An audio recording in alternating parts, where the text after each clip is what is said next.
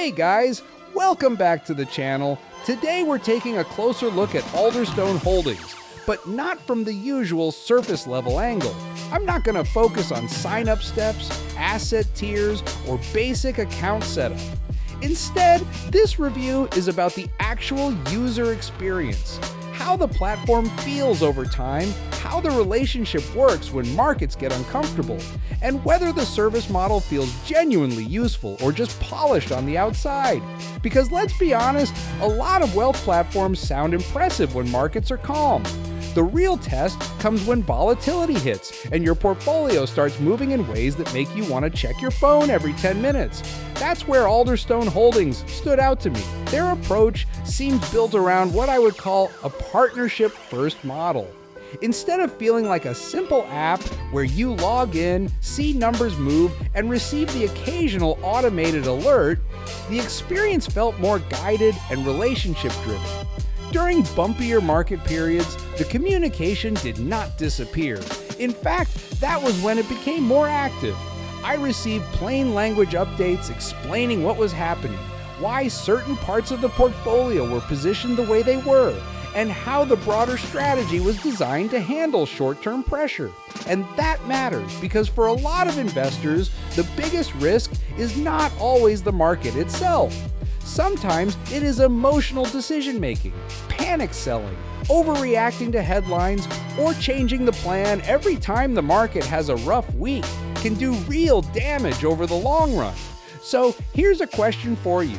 When markets dip, do you prefer to be left alone with the dashboard, or do you want clear communication that helps you understand what is going on? For me, Alderstone's biggest strength was not a flashy feature. It was the way the experience seemed to reduce the urge to react emotionally. The platform feels designed to slow things down, keep the focus on the bigger picture, and make the process feel more structured. That also makes it more interesting for people thinking beyond a short-term account. If you are looking at wealth management from a family, legacy, or multi-generational perspective, this type of setup makes more sense than a platform built around constant activity. The overall design feels focused on continuity, not chasing every market move, not trying to predict what happens tomorrow morning. More like building a framework that can hold up across different market phases. Now, to keep this review balanced, there are a couple of things I think some users may not love.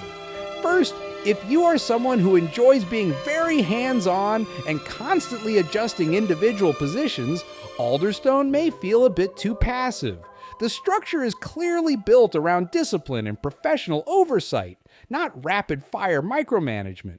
That can be a positive if you want to avoid emotional decisions. Second, the dashboard can be a little text-heavy at times. Because they prioritize explanation and transparency, you may see more written commentary than you would on a simple visual-first app.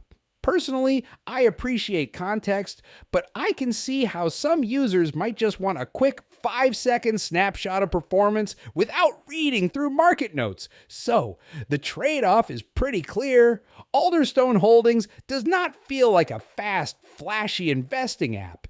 It feels more like a structured wealth management environment built around communication, stability, and long-term thinking. After spending time with it through a few uneven market periods, my main takeaway is that the value is less about one specific button or feature and more about the overall relationship dynamic. It encourages you to stop obsessing over daily market noise and focus more on the process, the strategy, and the long-term plan. If you want total hands-on control or a super visual app-style experience, this may feel too guided. But if you want independent advice, clearer communication, and a platform that feels like it is built for long-term stewardship, then Alderstone Holdings is worth a closer look. If this review helped, hit the like button, subscribe for more platform deep dives, and I'll see you in the next one.